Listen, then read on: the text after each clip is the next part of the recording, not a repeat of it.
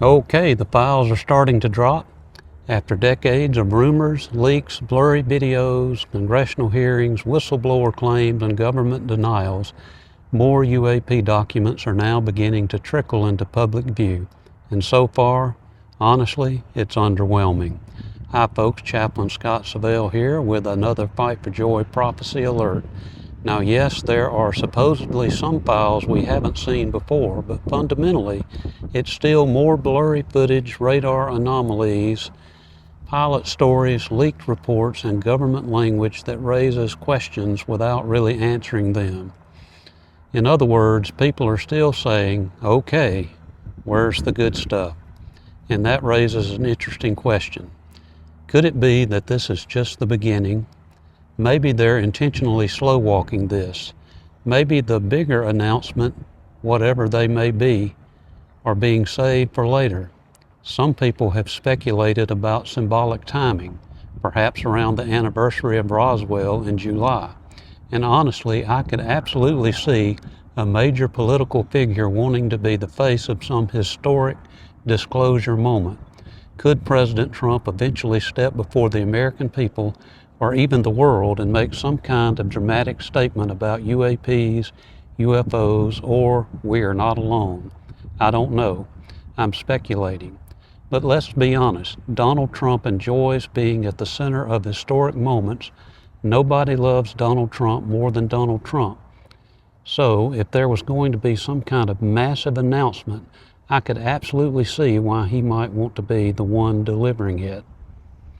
Oh, and by the way, it now appears that the reported Tennessee pastors' meeting that took place recently was not actually an official government-organized briefing after all. From what's being reported, it was apparently organized by private individuals who simply wanted to help equip pastors to answer questions from church members if all of this UAP, UFO discussion continues moving in a direction that could create fear, confusion, or even deception. And honestly, that makes a lot more sense to me. Pastors should be prepared to help people think biblically and soberly about these issues without sensationalist panic or blindly accepting every claim being pushed in the culture. Now recently, Sean Hannity on Fox News had a guest discussing these UAP files and suggesting this is fundamentally a national security issue. And certainly ignorance can become a national security issue. Not understanding what something is, not knowing its origin or intent, that absolutely creates vulnerability. But here's what stands out to me. If these phenomena have allegedly been occurring since at least the 1940s, and perhaps much longer according to some claims, then where are the large-scale hostile events everyone keeps hinting at? Where's the earth-shattering proof?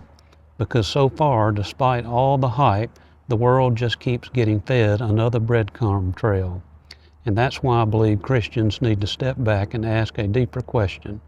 What if the issue is not primarily extraterrestrial? What if it's not primarily technological? What if, at its core, it's spiritual? Now let me be careful and balanced here. I'm not saying every sighting is demonic. Some things undoubtedly have natural explanations. Some involve classified military technology. Some may simply be misunderstandings, exaggerations, or outright hoaxes. But Scripture repeatedly warns that deception will increase as the return of Christ approaches. Jesus warned about deception in Matthew 24. Paul warned about the lie in 2 Thessalonians 2. The book of Revelation describes a world that becomes globally deceived spiritually. And one thing has been emphasized in recent prophecy updates under my additional signs in general category is that the world is increasingly being conditioned to embrace supernatural explanations disconnected from the God of the Bible. Think about modern culture for a moment. For decades now, movies, televisions, documentaries, books, podcasts, and even parts of the scientific community have normalized the idea that advanced beings from elsewhere may guide humanity, save humanity, warn humanity, or help humanity evolve. That worldview conditions people to look upward for salvation, but not upward towards Christ. And if humanity rejects the truth of God, eventually humanity will embrace a lie instead. That's why I believe this topic matters prophetically. Not because Christians should obsess over UFO stories, not because we should become sensationalists, but because deception itself is prophetically significant. And notice something else attached to this entire conversation: fear. Fear, fascination, obsession, confusion. But Scripture says God has not given us a spirit of fear. Our focus is not unidentified objects. Our focus is Jesus Christ. So yes, we pay attention. Yes, we stay informed, but we also stay grounded in Scripture, discernment, and the gospel. Because ultimately my concern is not disclosure. My concern is deception. Whether these files lead nowhere or whether they eventually become part of some massive global narrative shift, believers need discernment more than excitement, because the greatest danger may not be what people claim to see in the sky, but what people are prepared to believe because they have rejected the truth. Thanks for watching.